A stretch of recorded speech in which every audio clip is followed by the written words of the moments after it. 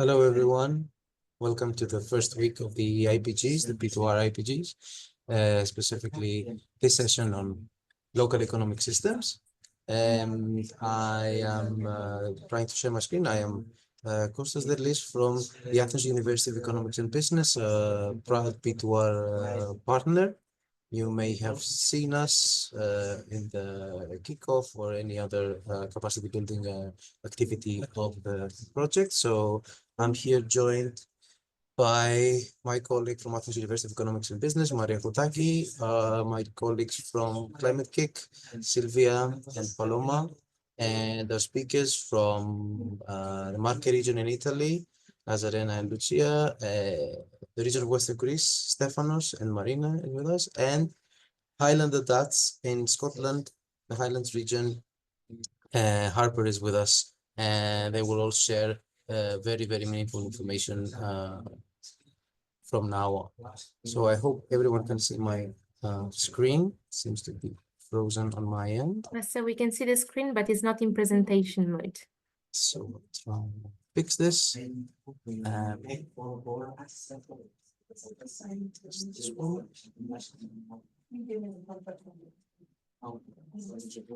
Perfect. Is it any Thank you. better? Okay. Yes. Just let me know, Sylvia, if it's not moving for you as it's moving for me. So first things first, some housekeeping.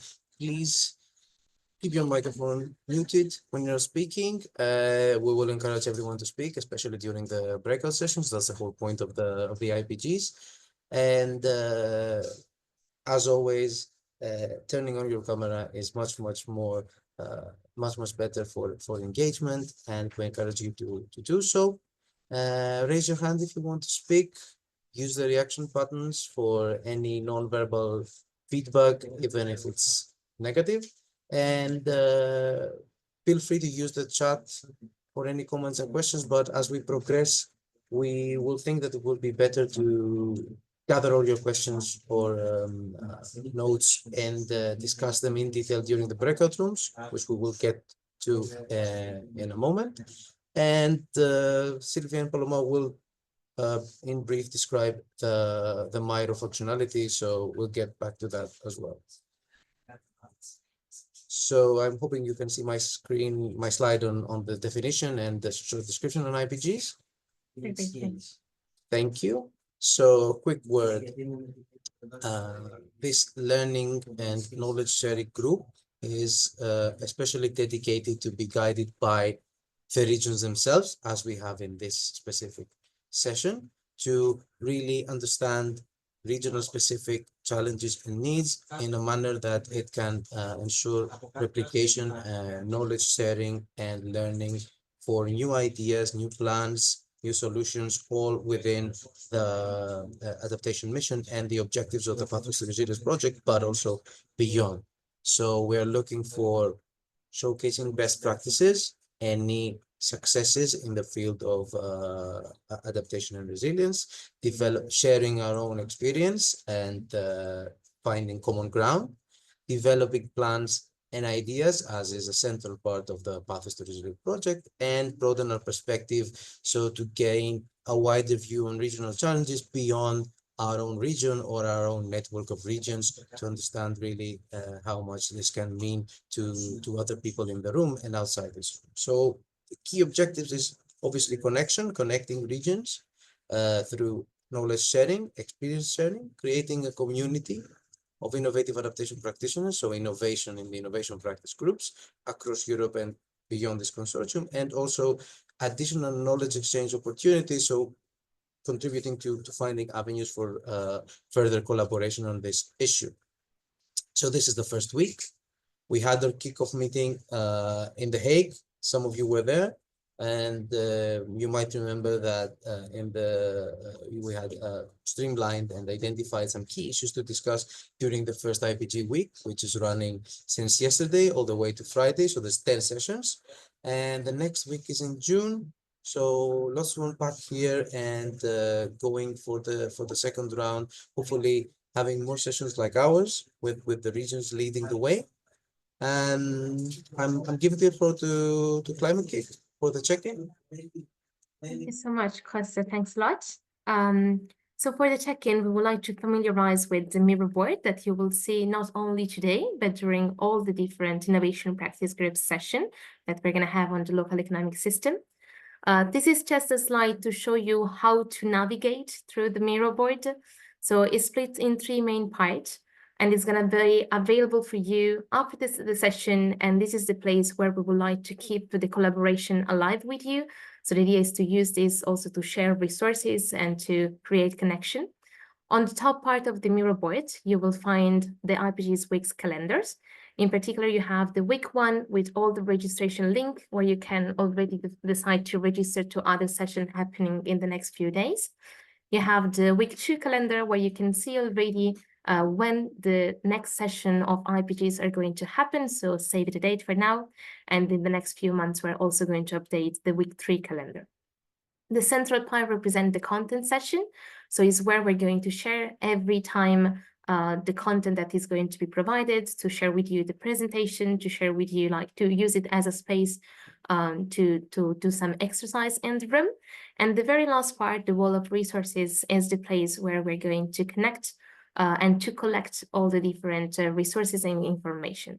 So we're going to have like some P2R resources links. You're going to have the space to share among you tool and templates, report and scientific paper. And we're going to have also the final box for the regional case studies. And having said that, I would like to invite you all to join me on Miro. I hope that the Miro link is going to pop up in the chat. And I'm going to start to share my screen so you can see where I'm going to guide you. I'm going to wait a few more minutes to see if everybody will join us on Miro. Let's see, people are joining, number is increasing here. Let me call you here where I am. Hopefully your Miro will directly move on the check-in place. Let me do this again. So with the check-in of today, we would like to look about who is in the room on a different way rather than just typing in the chat. So I would like to invite you to start picking a sticky note here, starting from what is the color that better represents you. And within your role, I will take other for now. And the idea is that on the sticky notes, I will invite you to type your name, to type your organization, and then to bring the sticky note and move it to the place where you are located on the Europe map. If you're located outside Europe, just please go behind, like go outside and think also outside from the box and put your sticky note all around. Where do you think that you are located outside from Europe? I'm going to bring again everybody here. Make sure that we're all in the same place. I can see I'm not the only one from France. Oh, there's a big sticky note coming up here. A bit.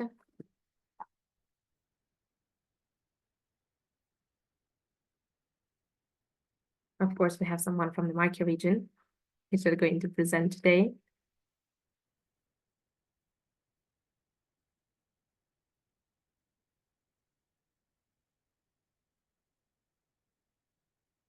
I'm gonna wait a few more minutes to let everybody put in your sticky note here. I see there's many others, and very few finance profile in the room as well. Someone focusing on policy, someone focusing on more technical aspects, and a few researchers as well from Greece and from France.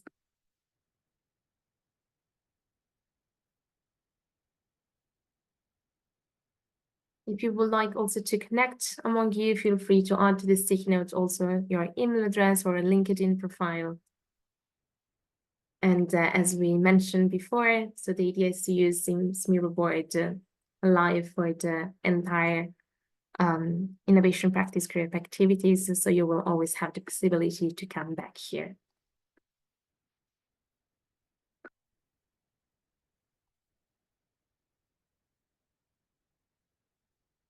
Okay. Costas, I give it back to you, and I will stop sharing my screen. Thanks, everybody.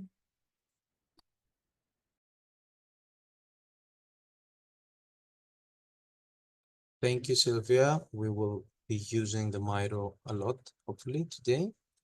And just a quick run over the agenda.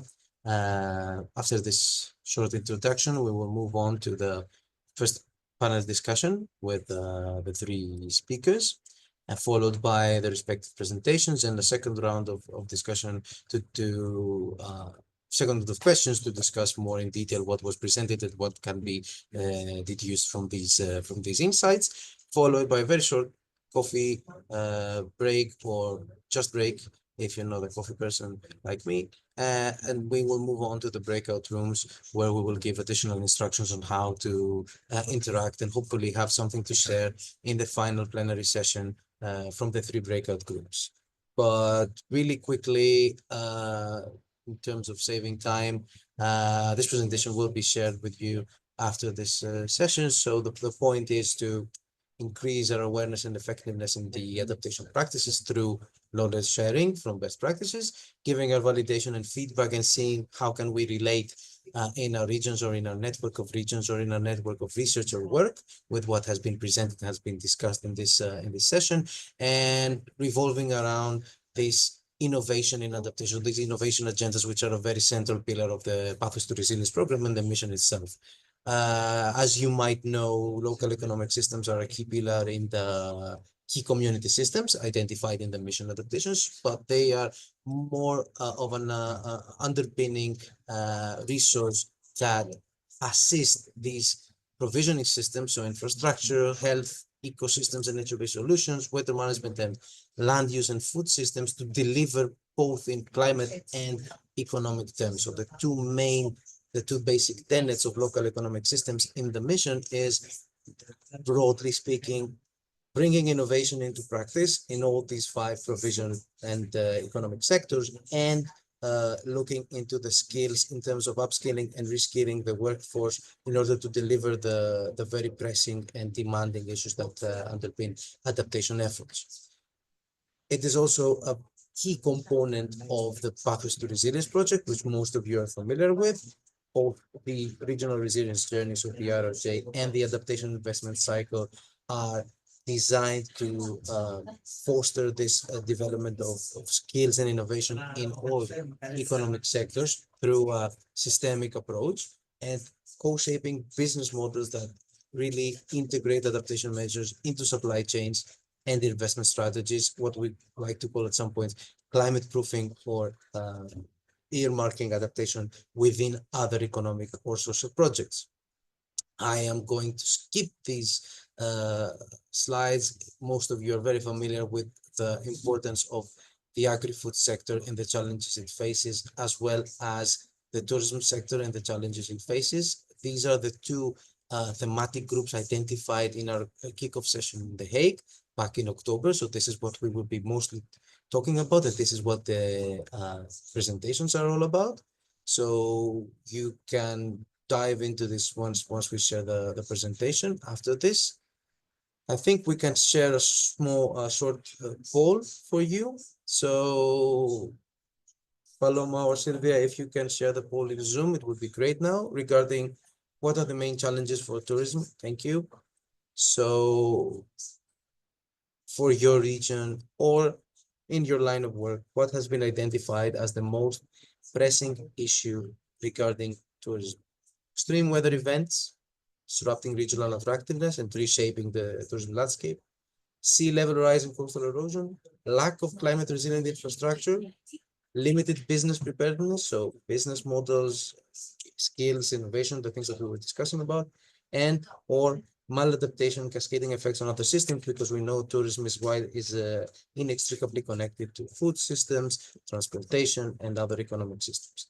Any other answer is also more than welcome, but you will have to use the Zoom chat for this, or even the Miro board. So I'm giving everyone a minute.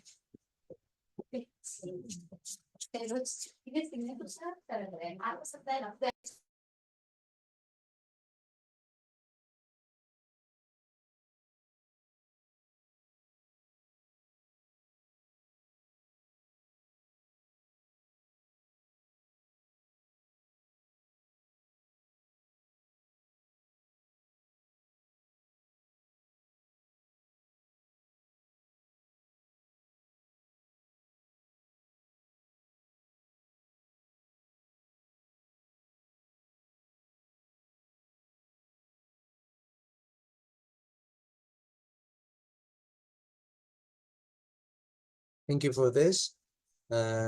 Most of you you're still voting, so I think all issues are important, especially extreme weather events and lack of climate resilient infrastructure go hand in hand. Obviously, the climate hazards are shaping the framework and the landscape of tourism in the EU and beyond. And hopefully our businesses are more well prepared. However, lack of climate resilient infrastructure is kindly overlapping with this issue. So I will stop sharing this poll and move to the next question. Thanks a lot. I don't know if you can see the results.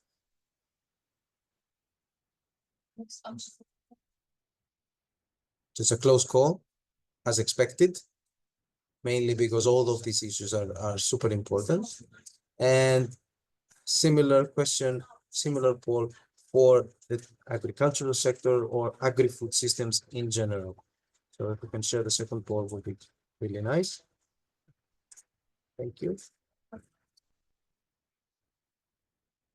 So crop yields severely affected by climate change, water scarcity, water management or mismanagement thereof, declining productivity and declining employment in many European regions as employment shifts across different economic sectors, limited technological adoption or innovation adoption, and especially green innovations in the current context, or supply side disruption, food insecurity, so mostly onto the cascading agri-food system impact. I'm leaving a couple of minutes for everyone.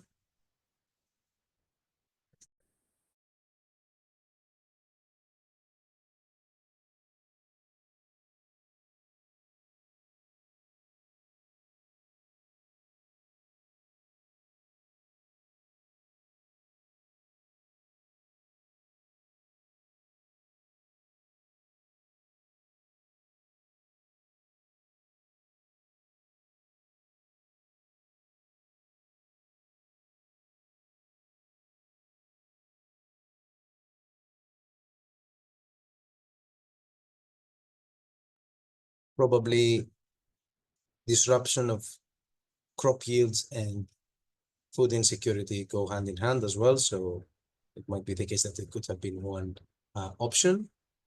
I know that water scarcity, discussing with some of you, is a key issue, especially in the south of Europe.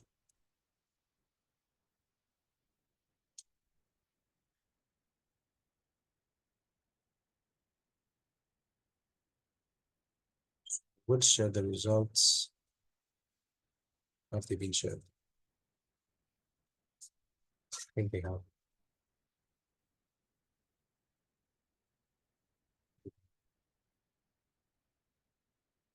For more than half of us find the extreme weather events affecting crop yields a very, very important issue. So this is something that different hazards, however, extreme weather events are responsible for a lot of harm in the agricultural sector across Europe. So thank you for this. And I think we can give the floor to our team of presenters with the first round of questions. And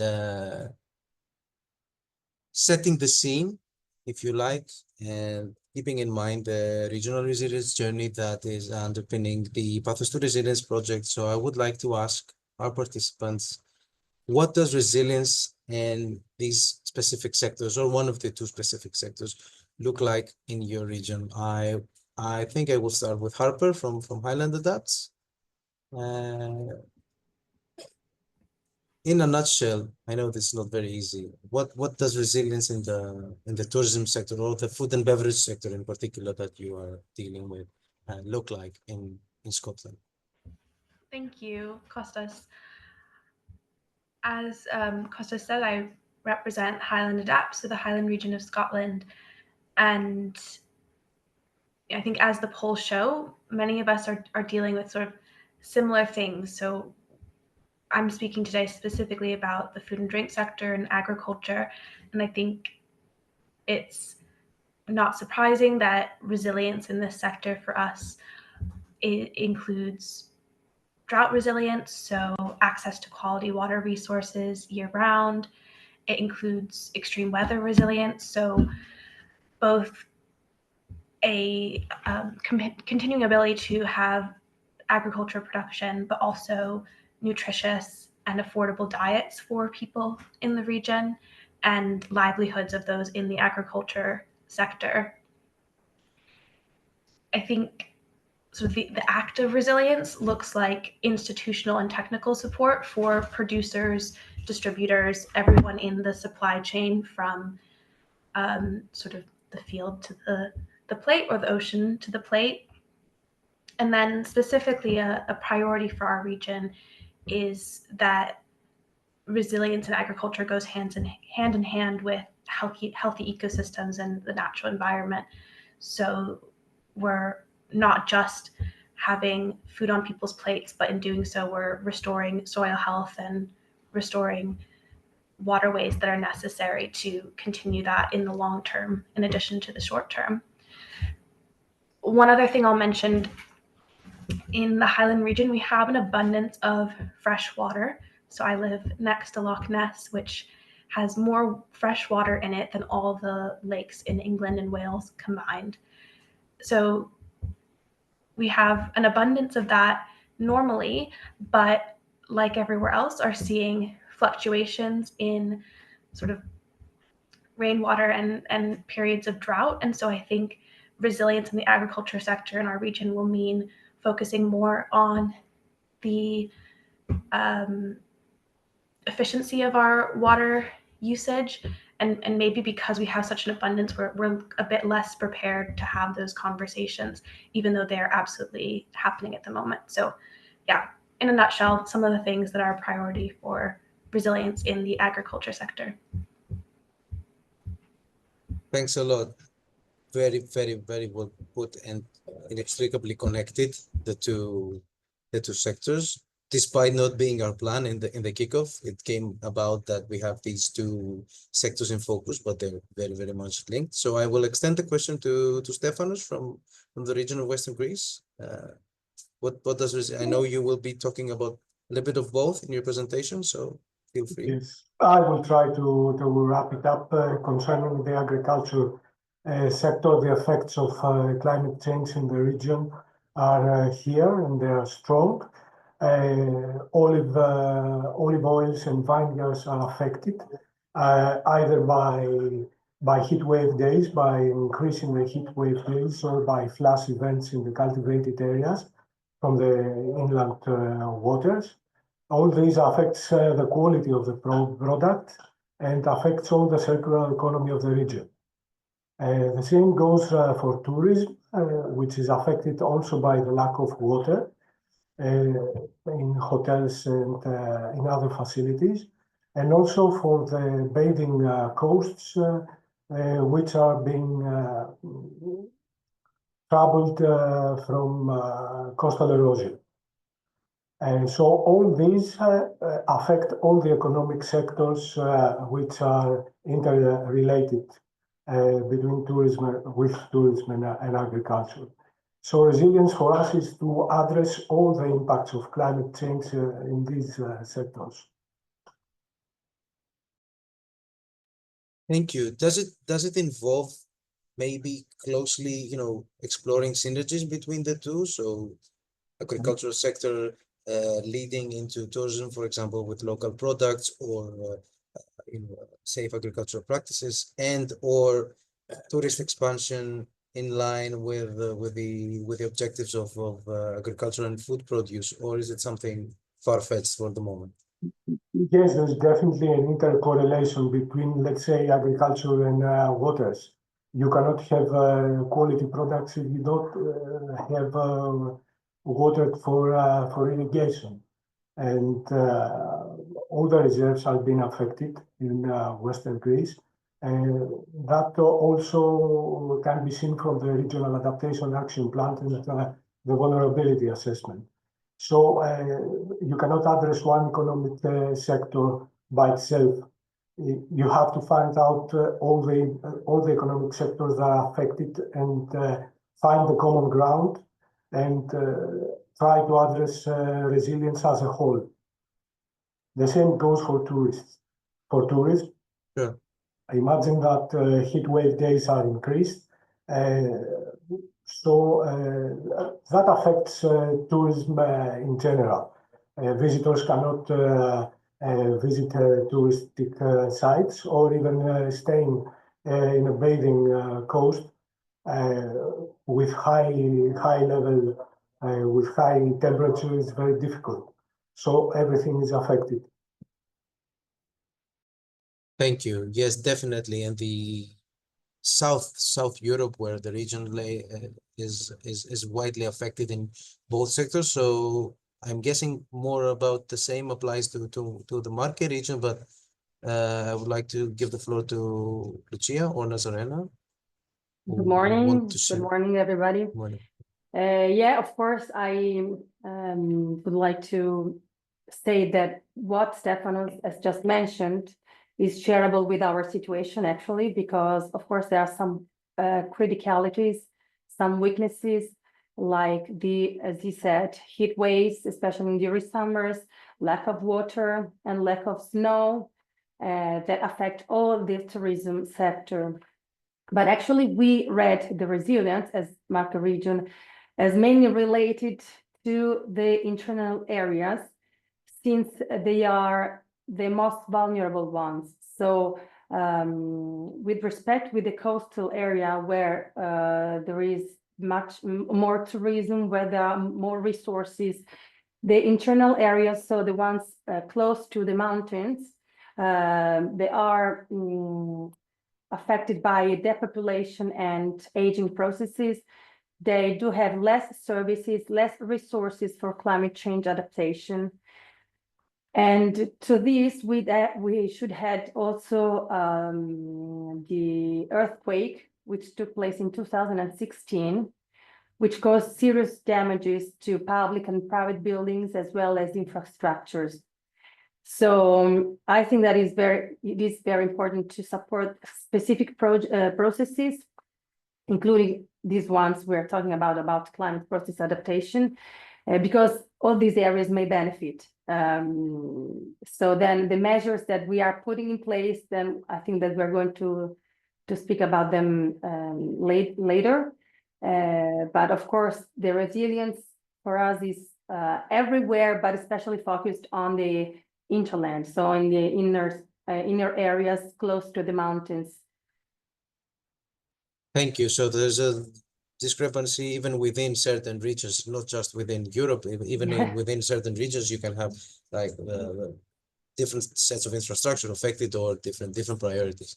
Thank you. Yes. Thank you so much. I know we'll be speaking about the priorities, so if I can ask the presenters just to be brief about maybe a couple of key actions regarding building resilience or adaptation actions in tourism and agriculture. So I need to keep the floor to Stefanos for this, just in bullet points before going to each one of your presentations. So what are the main priorities in terms of actions? Where have you put the target in Western Greece? Well, the target would be definitely water management and agriculture, of course, winter tourism, and as well as coastal erosion. These are the main priorities, I guess, because these are sectors which, according to the vulnerability study, are highly affected in all scenarios, in all projections of the IPGs scenarios. So they're integral in the regional adaptation plan, right? For the region. Yes. Okay. Yes, the regional adaptation plan in general is a study, it's a vulnerability study of 12 economic sectors, and it also includes program measures how to address the vulnerability in each sector in the forthcoming time period. I think we will cover more. We will cover more on this on the presentation in the breakout room. Thanks a lot. Lucia, the same goes for you. I know that Marky has a big adaptation plan because Nazarena made me read it. So if you can share your main priorities on this issue. Yes, more or less as before, we are aligned with Stefanos because the weaknesses and the challenges, of course, are similar.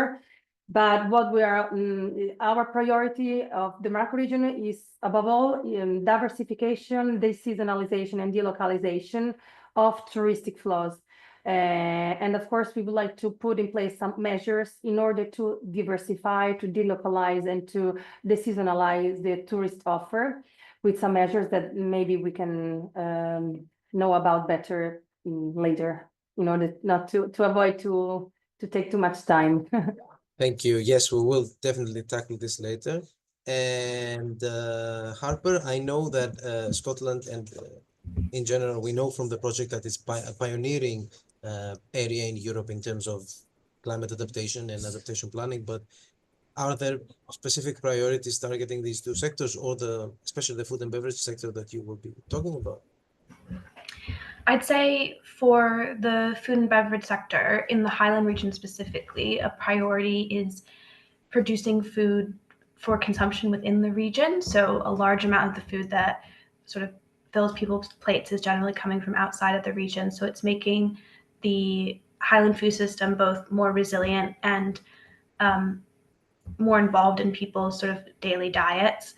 And then in addition to that, making it so that the Highland region is able to consistently produce high quality food so that it can maintain a sort of favorable location for the tourism industry as well. So it certainly links into that wider conversation. So it's sort of the two sides of things, making it so that the food is produced for people within the region and affordable, but then also so that it's an attractive region to visit as well.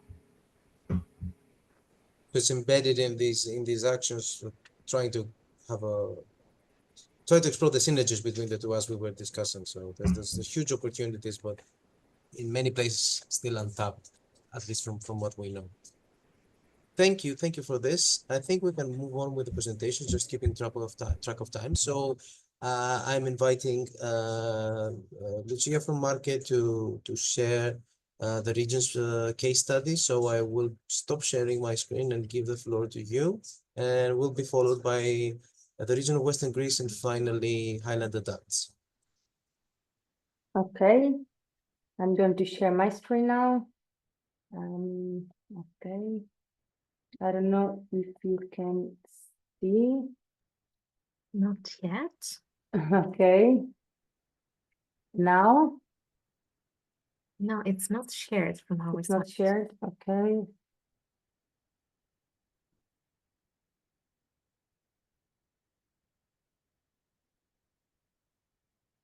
Okay. Now Now it's it should be- coming. Okay. Yeah, we can see the Okay. presentation. Yeah. And now it's perfect. Okay, thanks. Okay, so thanks for inviting us to this interesting meeting. I would like also to thank Nazarena for sharing this moment with us. So tourism case study, macro region, just to let you know who we are. We are in the center part of Italy, just some numbers, 1.5 million inhabitants, around approximately 10,000 square meters. And the capital city is Ancona, where there is the black dot, so exactly in the middle of the region. 5 provinces, Pesaro Urbino, Ancona, Macerata, Fermo, Ascoli, Piceno. And on the eastern coast, we have the Adriatic Sea, and on the western coast, we have the Sibillini Mountains. Some data, they are a little bit aged, but the numbers are actually unchanged. So around 1,400,000 tourists per year, with an increase of 21%. So as said before, last February, we the regional plan of adaptation of climate change was approved. And this plan showed some weaknesses. Everything is, let's start with the assumption that the average temperature is increasingly more and more. And this leads to coastal erosion, to sea level rise, to sea floods, to snow cover decline, and to heat waves. And of course, weaknesses is that the regional tourism tended to be focused on summer and winter and on coastal and mountains. So it is focused on beach tourism or snow tourism. And the main challenges are to lower the lower attractiveness of regional tourism, the destruction of tourist facilities, and the economic losses. And what do we have to do? The main goal is to strengthen the tourist attractiveness of the region, even outside the summer and winter, and outside the coast and or mountains. So we would like to do that with some actions. That is to say, the decentralization, the delocalization, and diversification of tourist flow. So as I said before, the RPACC goal is to strengthen the tourist attractiveness of our region, let's say all the time and everywhere. So the measures that can be activated are basically 4. So the first one is the interventions to reduce human pressure on coastal areas in the summer season, to increase the attractiveness of internal areas, also through the integration between mobility and tourism, it has cycle routes, and then interventions to strengthen and diversify the winter tourist offer of mountain areas to compensate for tourist flow drops linked to the reduction of snowfall. And then direct tourism towards more sustainable forms that favor the seasonalization and reduce the use of resources. So what's Marke put in place and what is Marke region putting in place? Let's start to understand how tourism policy changed over the last years.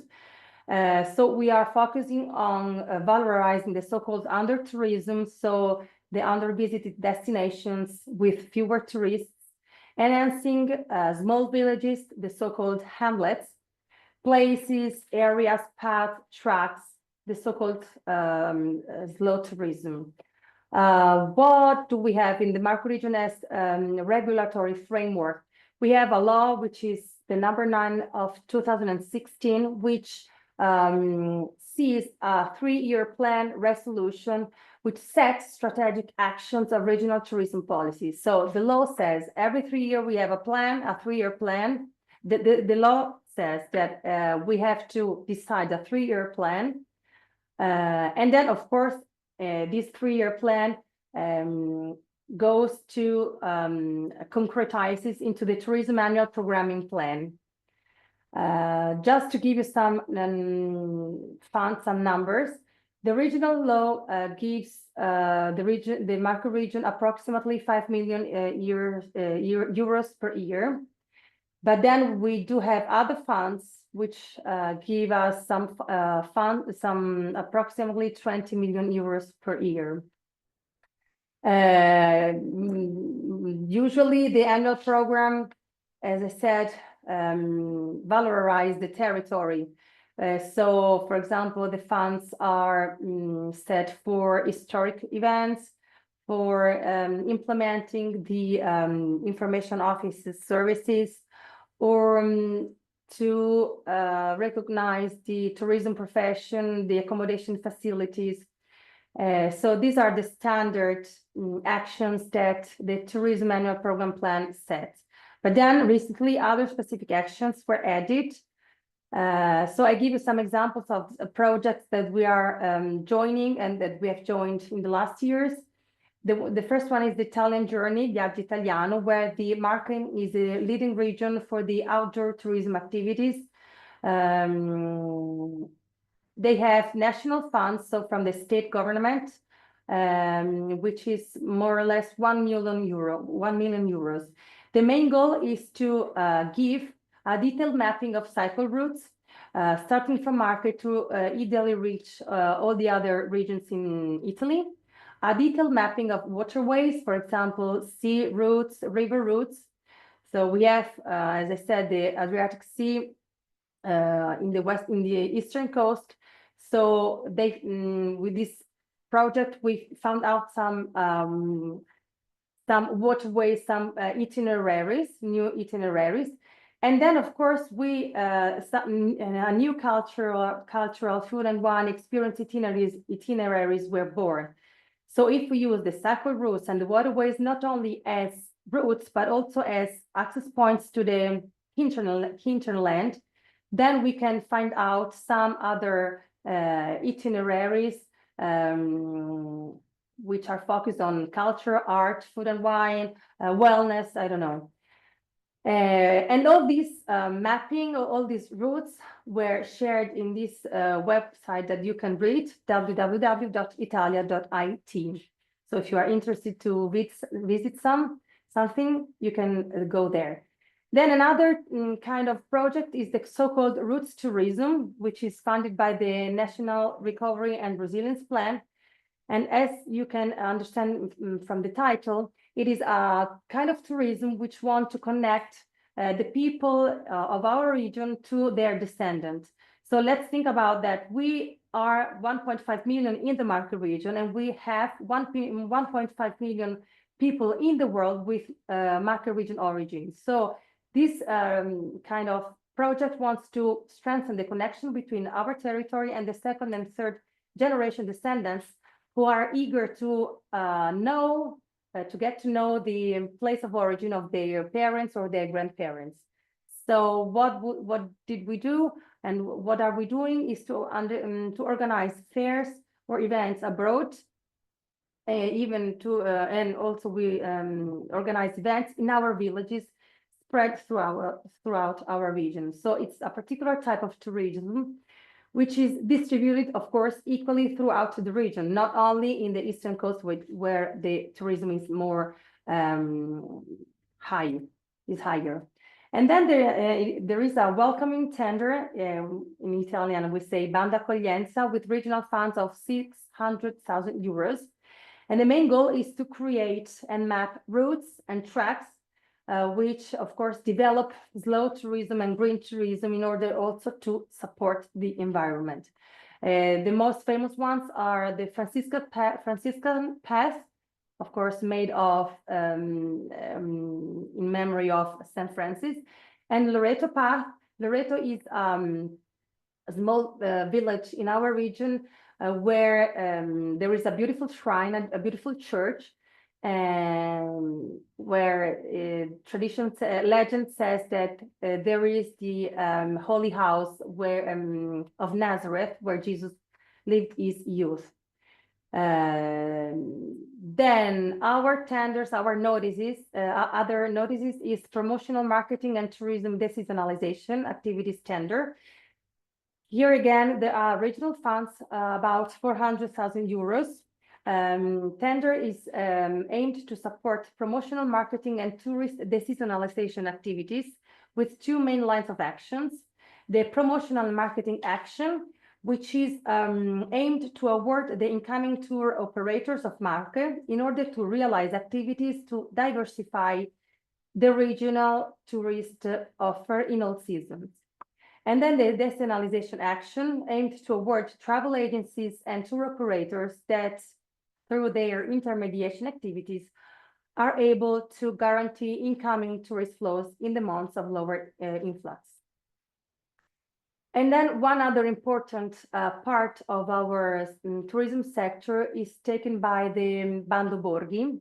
I literally translated as hospitable village notice, which actually was born by original law number 29 dated 2021, which is translated is a law to support initiatives to redevelop and enhance villages and historic centers of the Marche region, and to promote and develop a diffuse and sustainable tourism. So the law is born in order to valorize and to repopulate, to get bloom the villages and historic centers that now are depopulated. and to promote, of course, diffuse and sustainable forms of tourism. So as you may read, the funds are 22 million euros, regional of 7 million, and national, so state funds of around 15 million. It is a tender which is aimed to finance projects prepared by municipalities, so by public administrations, in order to redevelop, enhance market villages through economic and tourist activities. Projects can be presented by one municipality only or by a group of municipalities up to a maximum of 3.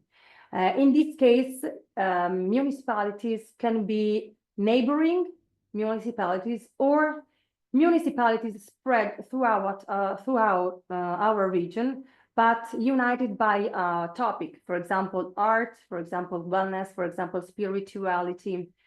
For example, in Marche region, a painter, Lorenzo Lotto, painted a lot, and we have his paintings spread throughout our region.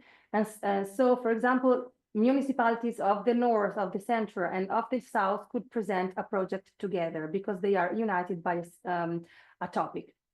And the Marche region will award a contribution up to 500,000 euros for single projects and up to 1 million euros for group projects. Okay, how it is thought the tender. So projects are divided and have 2 parts, which consist of investment interventions in infrastructure, public real estate redevelopment, where the municipality is the implementing and beneficiary body. And then public and private interventions implemented either directly or through other bodies, which are selected through public evidence procedures, letters of intent, or partnership agreements.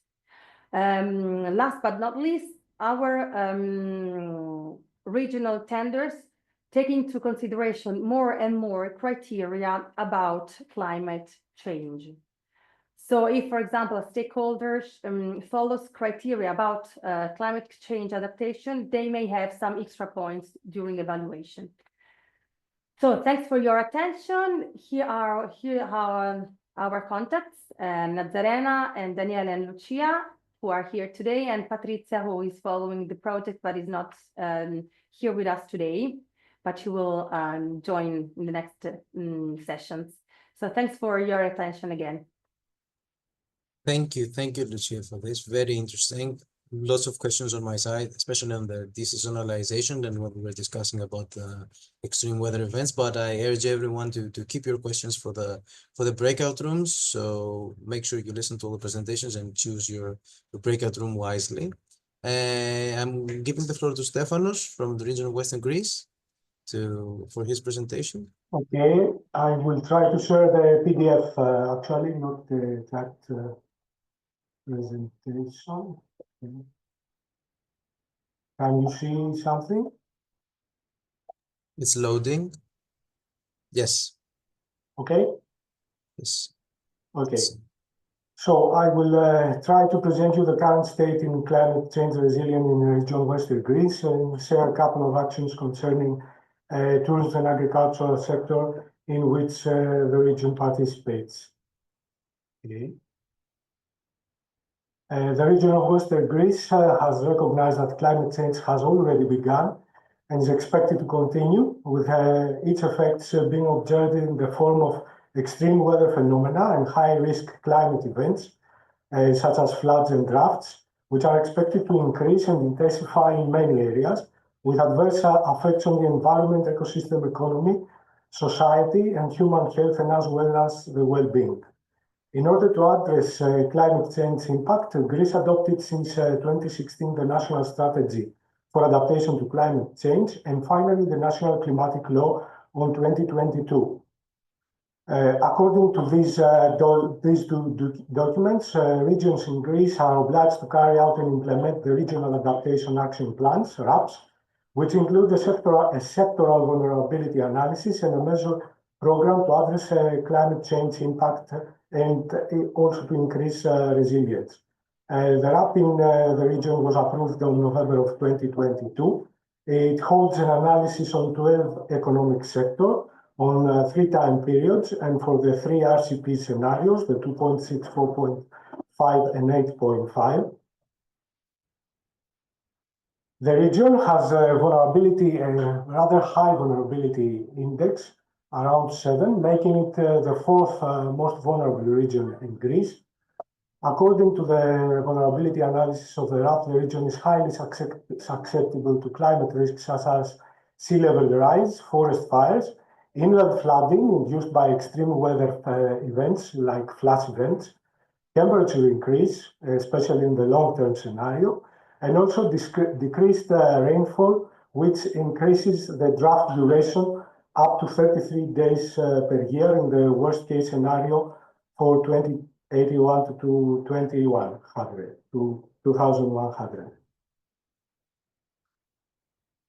The region displays rather limited financial resources to address climate adaptation comprehensively.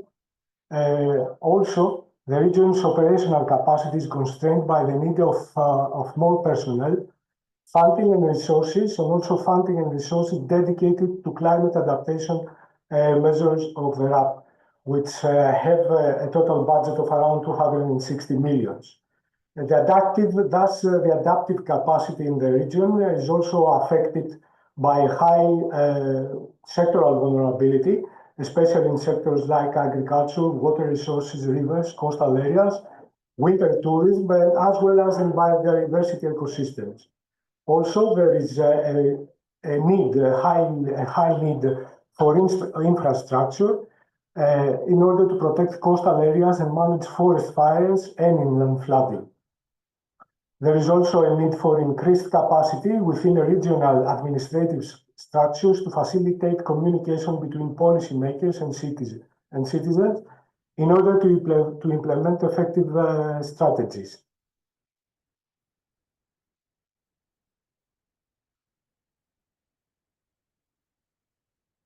The region has, beside all these problems, the region has a comprehensive plan to mobilize various resources.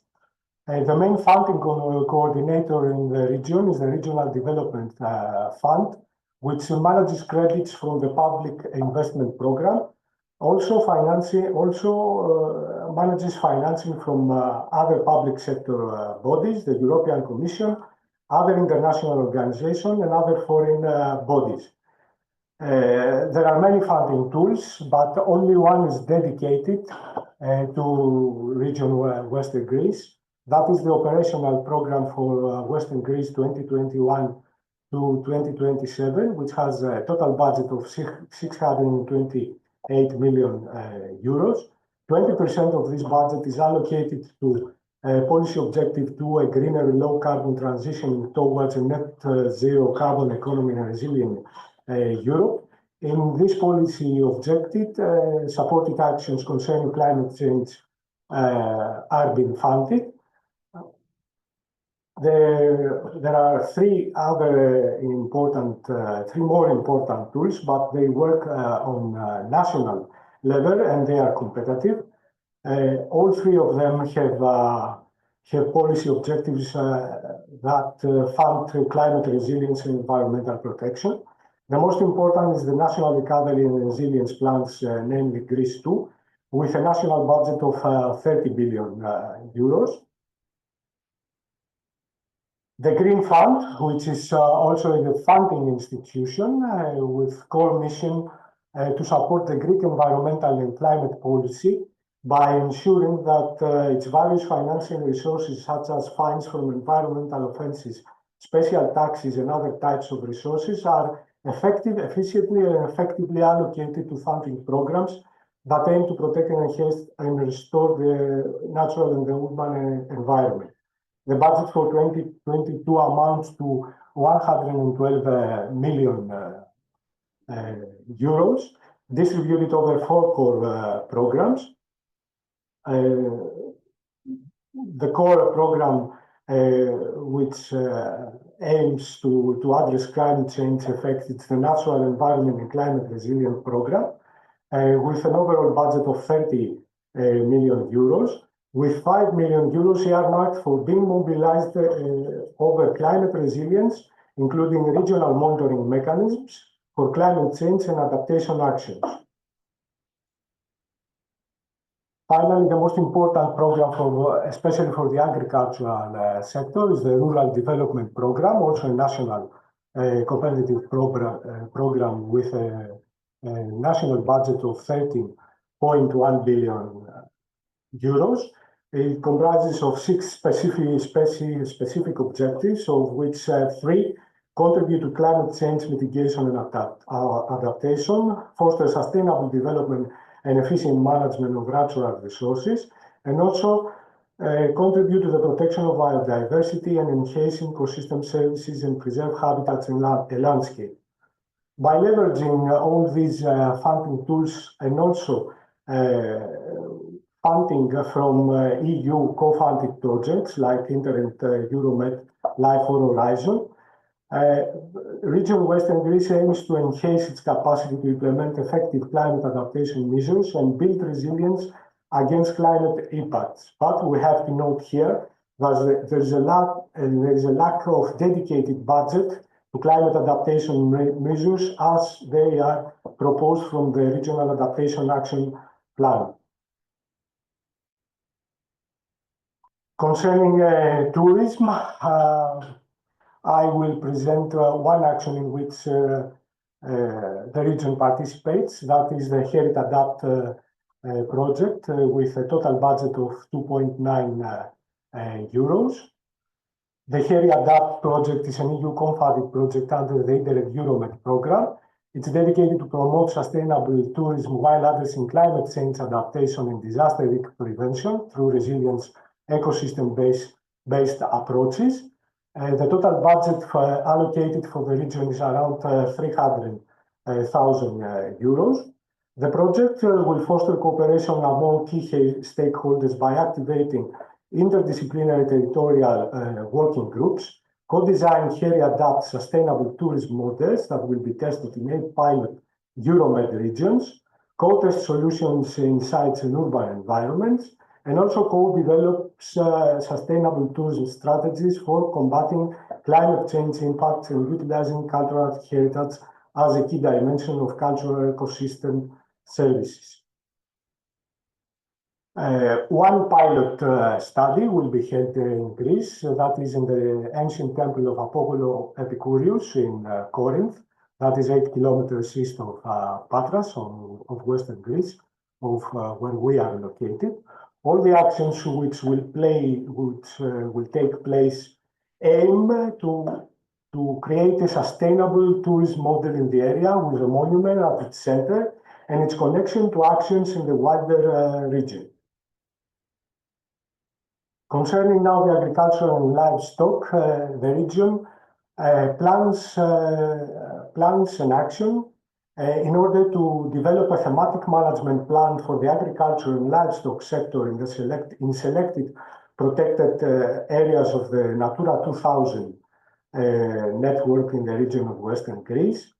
The main goal is the economic sustainability of agriculture and livestock activities, and also the protection and conservation of species and habitat types in these areas, of course, by taking in consideration all the climate change effects in these areas.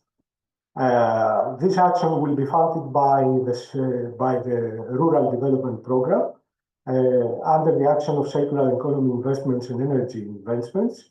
The national budget for this action is around 40.6 million euros, and the allocated budget for the region is to be determined. The action aims to introduce best practices for circular economy investments and energy investments in agricultural holdings, and furthermore to add on the mitigation actions by the management of waste byproducts and residues from agricultural operation. Thus, this action aims to finance investments that contribute to the use of renewable energy in these holdings in the protected areas, and also to finance investments that contribute to the environmental protection of the areas, such as building facilities and other construction necessary for the management of waste byproducts, etc. Okay, from the so far experience, trying to implement the Regional Adaptation Action Plan and other projects, European projects, other funded European projects concerning climate change, and also from the involvement of the region in the Life Adapting GR project, which is under implementation in the region since 2022, and in which the region tries to implement 3 pilot actions in the sector of inland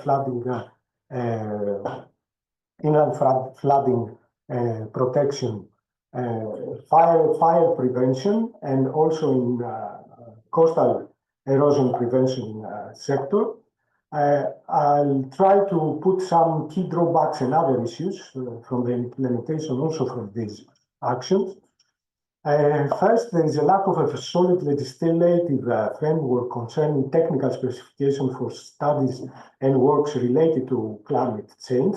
Note that there is only a few months since climate proofing, as imposed by EU, has been incorporated in environmental impact assessment procedures under specific law. There is a lack also of capacity building actions in the regions concerning mitigation, adaptation, resilience, and funding for regional stakeholders. There is a lack of dedicated allocated budget from national funding tools for regional implementation actions covering the total cost of the RAP measures. Also, there is a lack of prioritization mechanism for studies and works proposed by the Regional Adaptation Action Plan, because actions importance not always coincide with financing opportunities.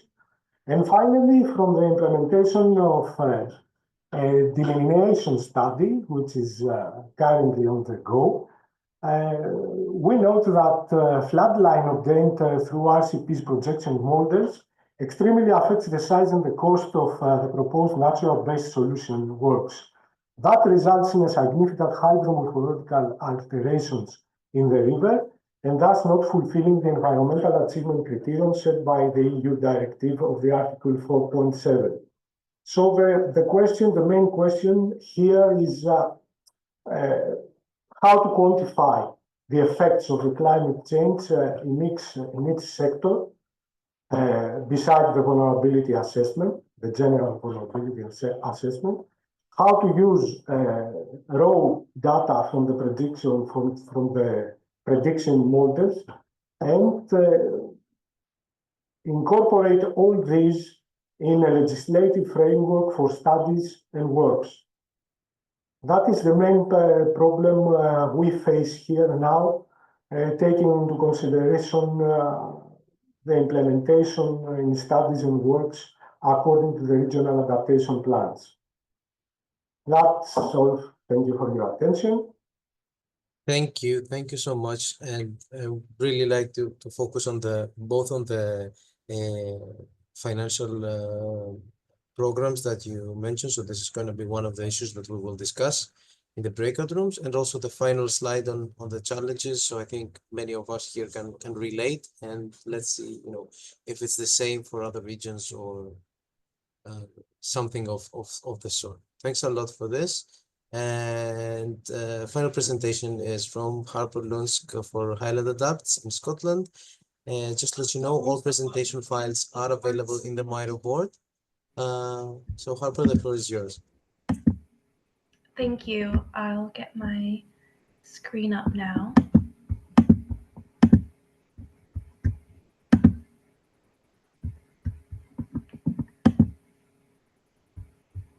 Does that look right to you? We're seeing everything, so you need to put it in presenter mode. Okay, let's see. I can fix this.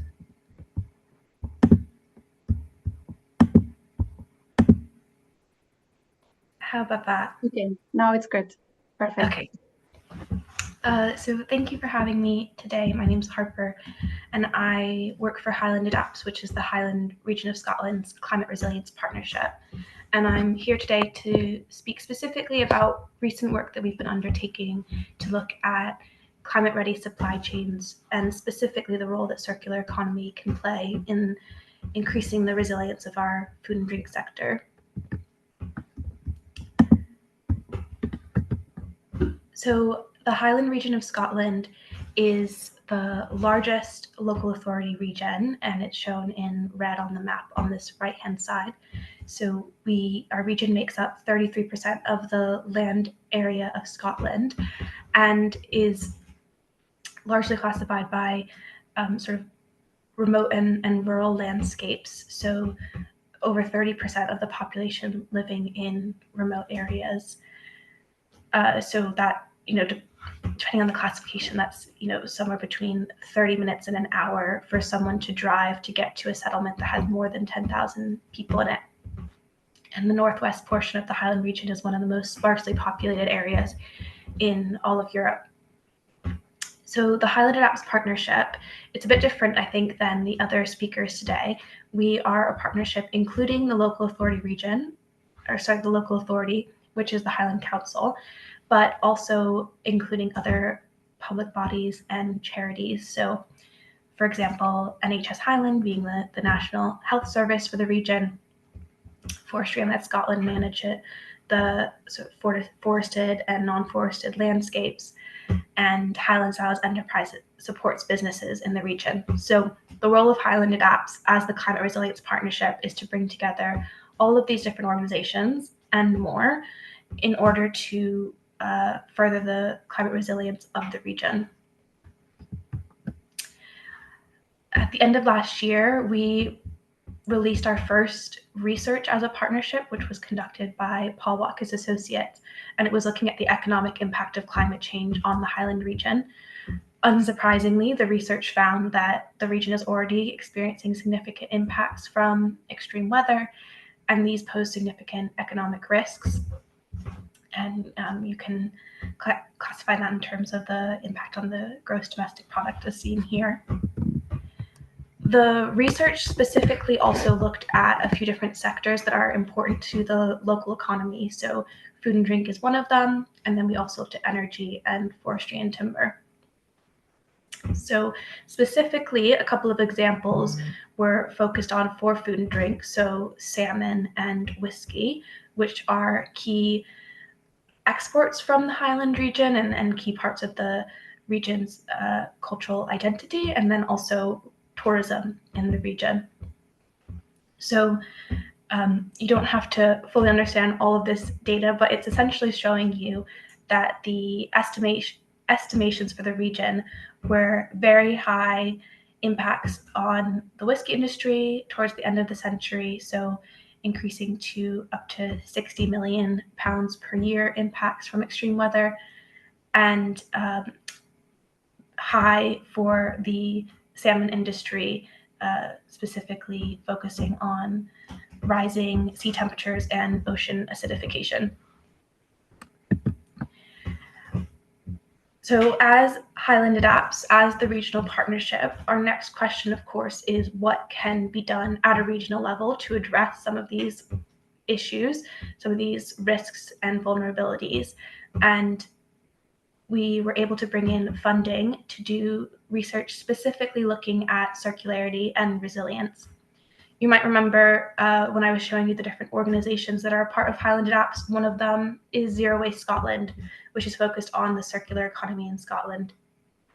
And they gave us funding, and we were able to hire a consultant, Joseph Perry consultant, to do this research. So specifically looking at synergies between circular economy and adaptation, community wealth building, and both the opportunities and the barriers. This might be really common knowledge to you, but just in case it isn't, I wanted to clarify what we mean when we talk about circular economy. So specifically, that's an economic system that minimizes or eliminates resources becoming waste. So it keeps resources within the system from the very beginning stages through rethinking and redesigning products and to sort of the recovery of resources and back into the system. So specifically looking at the impacts of, or the intersection between circular economy and adaptation in the Highland food and drink sector, our research found that the policy on this is quite fragmented. So while there is increasing policy on circular economy and resilience, they aren't lined up as much as they should be or could be. But there is a growing concern about supply chain resilience in the region. The Good Food Nation Act, so this is a Scotland level act, encourages regional food networks, which you can imagine for an area that is as remote and rural and in some places sparsely populated as the Highland region, this is really important. So shortening the supply chain and increasing the sort of self-sufficiency of different regions, especially to shocks to the system from extreme weather events.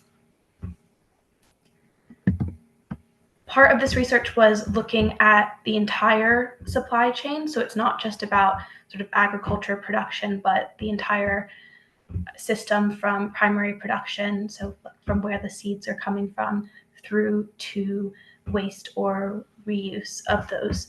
And through that, we were able to identify a few specific opportunities in the Highland system to build resilience through circular economy. So just to give you an example of some of them, a major one was investing in local food processing infrastructure. So at the moment, a lot of the raw materials produced in the region have to travel at least 150 miles south to outside of the Highland region for processing. So increasing the regional infrastructure for this.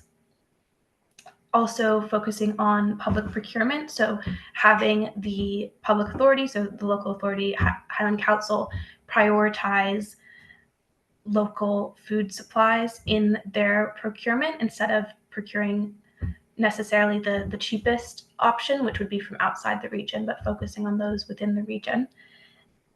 And improving consumer education to increase the demand for local food options.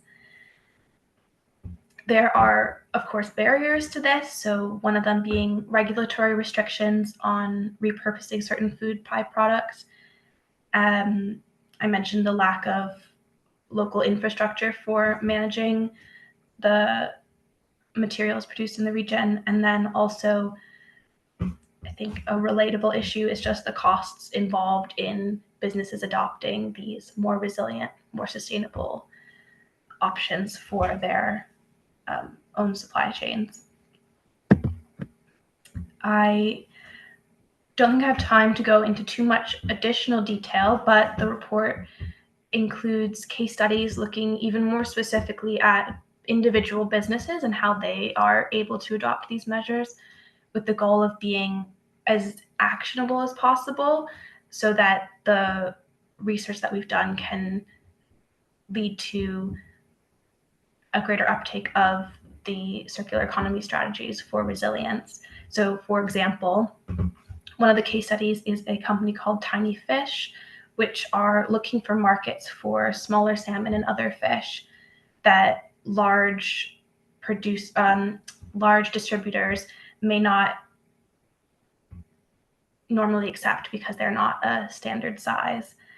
And then another one, the Cloud Organics, is looking at shorter supply chains for produce in the region and relying less on imports and being able to provide more of the nutrients for the region internally.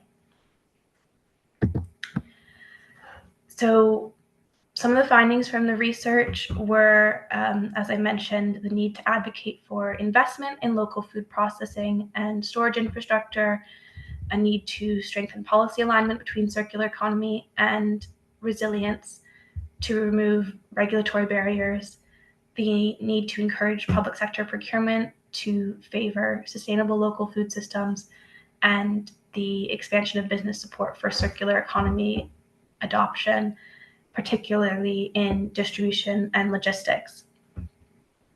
Taking a step back, it is really just about joining up the conversation in the region around what resilience looks like, the fact that resilience requires resource efficiency and the option for those shorter supply chains, so that the Highland region is not as dependent on long miles traveled by both products, sort of exports and imports, which are more vulnerable to extreme weather disruption.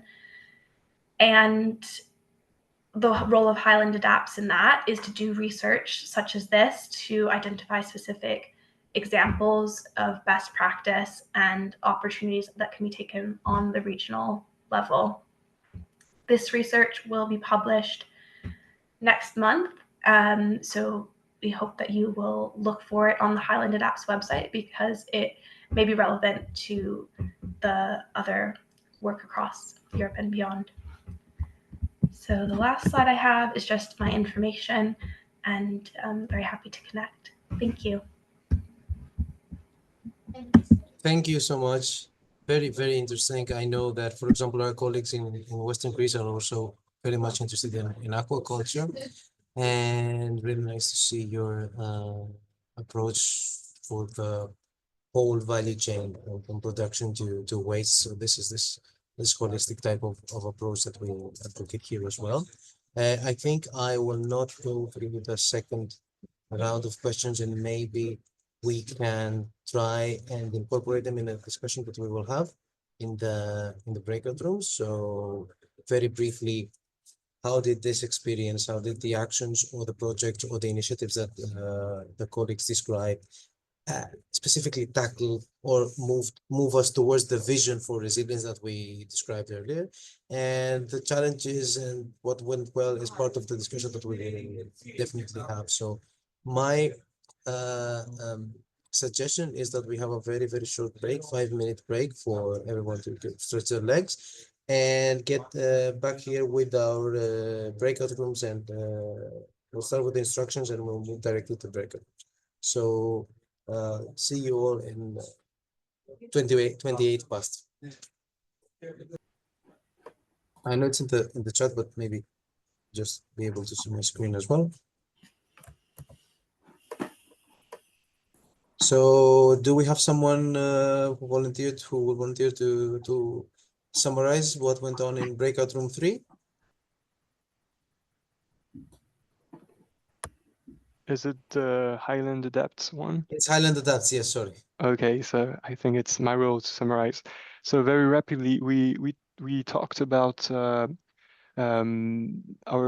compared situations with regard to the timing of engaging actions, and more specifically, some of the regions in the breakout room were directly and already concerned for a while about the impact of climate change, whereas for other regions the challenge was to anticipate in order for farmers or for the energy sector to be ready when climate change strikes.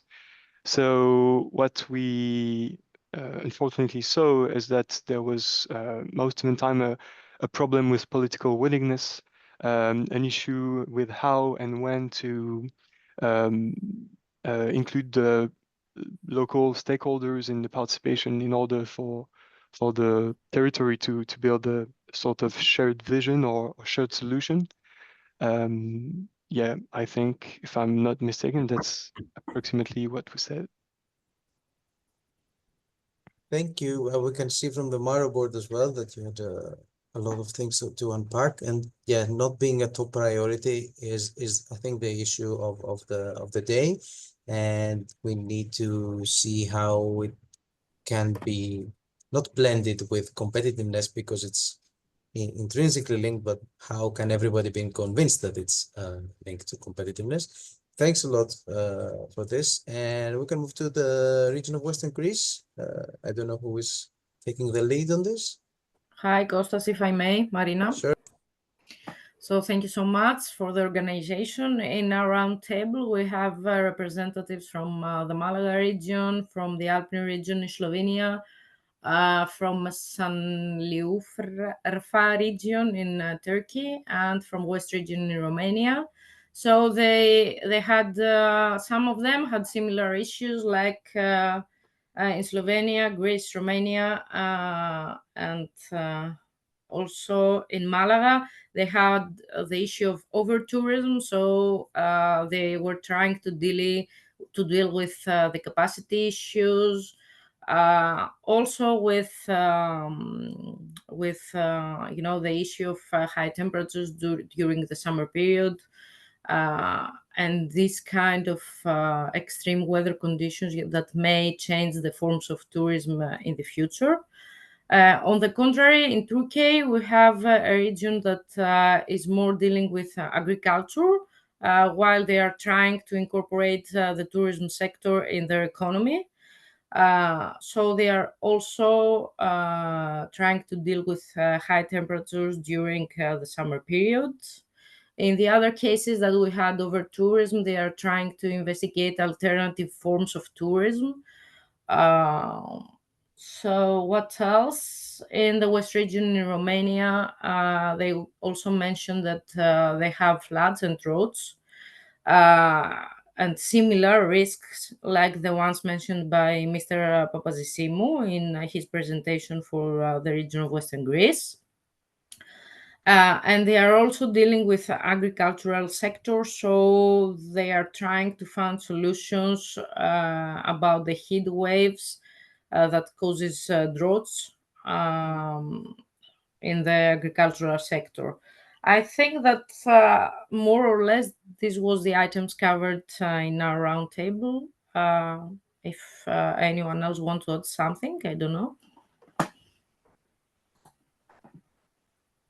Thank you for this. No, it's very interesting, and I'm just looking at the comment on mainstreaming adaptation across high vulnerability sectors. So it's one of the key aspects that we underscore in the adaptation investment cycle here in Pathways to Resilience. So even if the priority is somewhere else, even if there are locked in expenses and investments in, for example, health or agricultural infrastructure, there's definitely room to mainstream and streamline adaptation targets within this. So it is a very, very important piece. Thanks a lot for this. And last but not least, in Marque, I don't know if it's Nazarena or Lucia who want to take the lead. Yes, I can try to summarize what we discussed within our group. So now I can see the Miro board anymore. Problem, Constance? Okay, thank you. So first of all, we focus mainly on our regional situation. The two main challenges for what concerns this idea of delocalizing and diversifying the regional tourism. The main challenges are the one related to the decrease in snow cover. So of course connected with the decrease of temperatures in our region.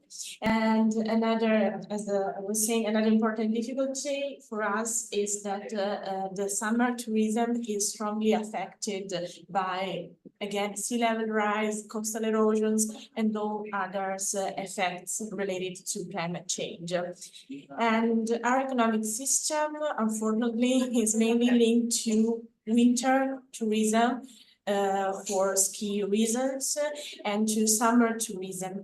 But during the last years, as my colleague before explained very well, is to create new opportunities and new attractions within our region in order to somehow push tourists to come to our region, not only during summer and not only during winter, or at least also to do other activities other than going to the sea or to ski facilities. In order to do so, we developed, and my colleagues from the tourist sector developed this interesting GIC system to support the hiking routes. We are investing a lot in hiking and cycle routes. In order to do so, we're using mainly national and regional funds, but also some European ones, of course, including the cohesion funds. And another, I think, important policies we're putting into place is the one related to the internal areas, so the internal area policy, with the main objective to repopulate the rural areas, which are for us internal areas. In order to do so, we're investing in the connectivities of these areas in terms of infrastructures, but also, for instance, of communication and internet connections and connectivities. The last point we touched, and I think it's really interesting, is that for the touristic sector, it's not enough what you do, what you put in place, in what you want to invest, but you have to present yourself, and in this case, your region, under a different light, we can say. So we have to be able to attract tourists also in another season, and somehow also change our communication, way of communicate and way of presenting our region to tourists. Thank you. Thank you, and thank you for covering my questions during the breakout room, because were mostly me and my questions for the region. I'm gonna pass the floor to Paloma and Sylvia for the wrap up. Thank you for this. Claude, Costas, thank you so much. I'm gonna start sharing my screen, but before that, just before giving you like the last few information, I would like to invite you all to please fill in a quick poll that is popping up on your screen, just to give us a feedback about how useful were the 3 case studies that you have been listening about today. That's just for us to understand, like, if what we have proposing here makes sense from your side, if it was interesting, if the interaction level was enough or not for you, and also the variety of the different case study that has been presented. So I will leave this like pop up for a few minutes, asking you to please fill it in. There's a few questions where you just have to select, and a few questions if you would like to share with us a few words. That will be nice.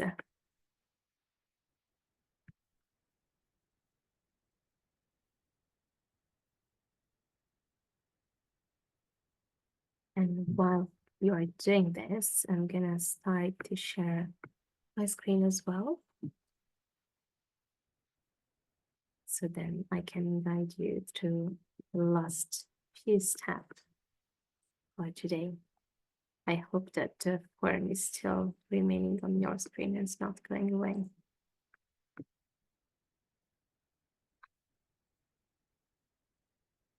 Yes, I see that 3 people fill it in. 3 now, so we'll wait a few more minutes.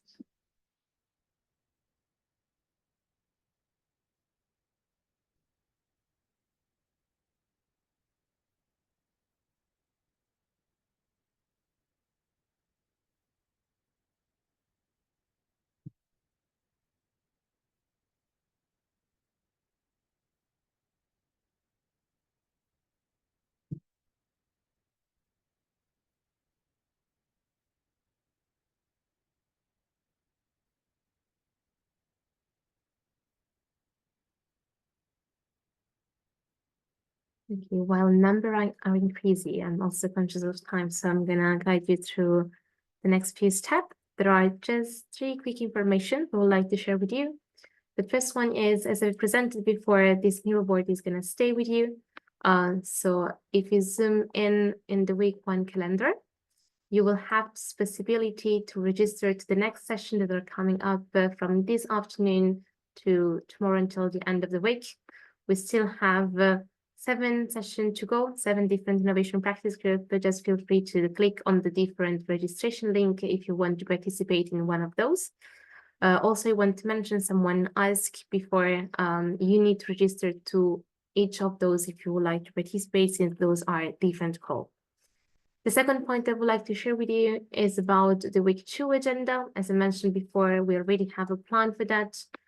So you can just come here and see when the different activities are happening.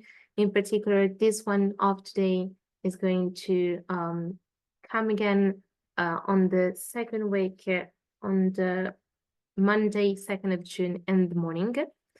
So just save the date and we can share with you the link in a second moment. And last but not least, I would like to share with you the wallet resources part. Here you can find a few information. There's a few links about Pathway to Resilience in case you would like to know a bit more about what we're doing if you're not part of the first cohort of regions working with us right now. In the scientific and report papers, you already can find some information that has been shared for all of you that could be relevant for this specific topic. And last but not least, if you would like to be part of the case studies presented in the next round, just feel free to click on this small icon here. It's going to bring you to the Innovation Practice Group case study in the expert panel contribution form. Would like to invite you to please fill it in, proposing like what are different topics that you would like to present and bring to the table. And with this one, I think I can stop share. And from my side at all, I don't know if there's anything else, Costa, you would like to add as closing remark. I would just like to thank everyone, and especially big round of thank you for our speakers and people from the regions that also participated, and obviously Sylvia and Paloma for organizing this. It's been a lot and it's been a crazy week, and yeah, hope it was meaningful for everyone, and I know that the Miro board will stay open for some time. So thanks a lot, and we hope to see you all in other events of Pathways to Resilience. Thank you, Kostas. Thank you everyone for joining. See you in the next ones.